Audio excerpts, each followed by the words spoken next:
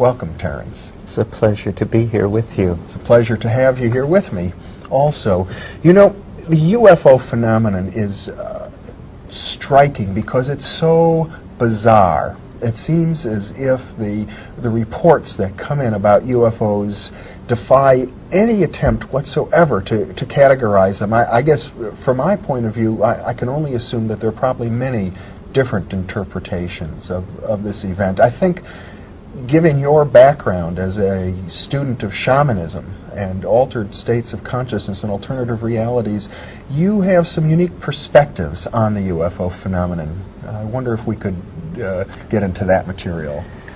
Yes, well, the ordinary approach to the UFOs has been to view them as visitors or intruders from a nearby star system that have come in metal ships for reasons of trade or scientific investigation or military conquest. Or missionary activity. Or missionary activity to the vicinity of our planet. And this was a myth that sprang up concomitant with the modern wave of sightings that began shortly after World War II.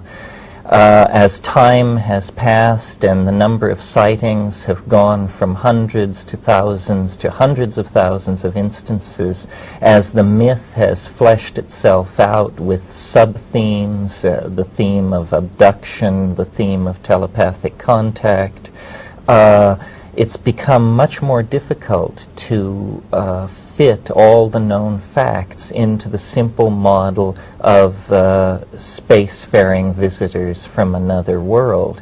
So what we are left with then are a number of more exotic competing theories in the so-called postmodern phase of thinking about the UFO. Probably the best known of these alternative explanations was the one pioneered by the Swiss psychologist Carl Jung, who in 1953 wrote a book called Flying Saucers, a Modern Myth of Things Seen in the Sky.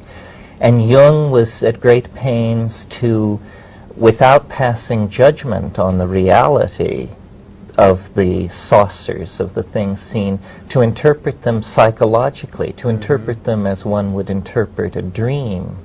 And he saw in their circular form, in their scintillating, shining, alchemical brilliance, a symbol of human wholeness, and felt that they were a symbol of our collective yearning for a kind of totality and individuation.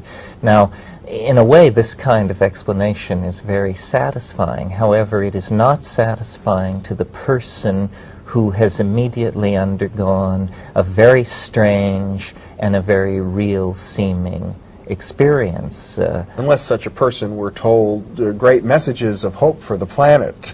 Well, and this is a persistent part of the flying saucer phenomenon, that people who have close contact with the saucers return with messages of universal brotherhood and benevolence, with stories of a beneficent hegemony of organized intelligence where wiser, older worlds and civilizations help younger and less mature worlds toward a kind of galactic citizenship. However, that's just one thread of the evidence. It's one thread of the evidence, and it isn't really well supported by the evidence. Jacques Vallée, who is one of the foremost commentators on the phenomenon, has been at great pains to point out that with the flying saucer phenomenon, we're dealing with thousands and thousands of incidents per year throughout the world. It's very hard, with even at our own primitive level of scientific sophistication, we can learn a great deal about a planet by sending a single probe to that planet. What kind of scientific program of investigation requires thousands and thousands of appearances? And if we make the assumption that not all appearances are observed, but that in fact only a small number are observed, then the number of appearances that must actually be going on soars toward an astronomical number. It suggests we're dealing with an interpenetration by an alien dimension on an almost industrial scale. Of course, a single probe could cause thousands of appearances. If it were of a sophisticated enough nature, that's right. The approach that I have taken that has characterized my work with this phenomenon was first of all to say we have not carried out a sufficiently in-depth survey of the life already on this planet to be able to say that at some time in the past life did not arrive here and thrive here, that is not part of the general heritage of life on this planet, but that has somehow come in from the outside.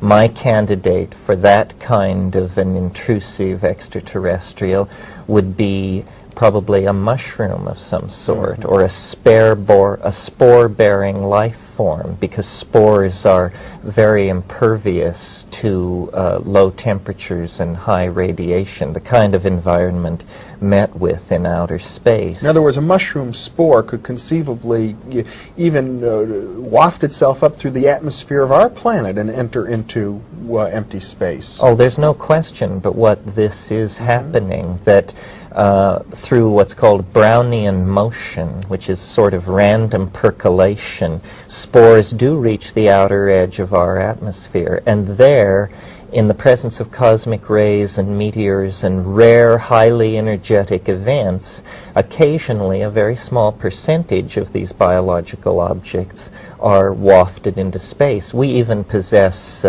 meteorites that are believed to be pieces of the Martian surface thrown out by impacts on the Martian surface of asteroidal material. In fact, I think part of the grappling with the UFO mystery is going to lead to the conclusion that space is not an impermeable and insurmountable barrier to biology, that in fact planets are islands, and life does occasionally wash in from distant places, and if conditions are correct, can take hold.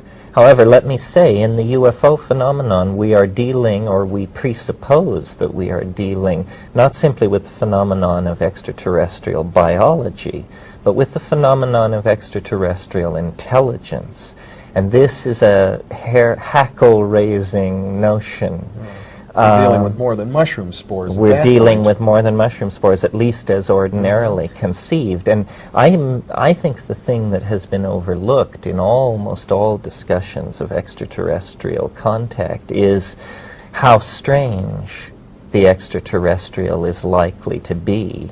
It isn't going to be a friendly elfin little feller with a beating heart of gold. It isn't even going to be some of the more extravagantly grotesque creations out of Hollywood.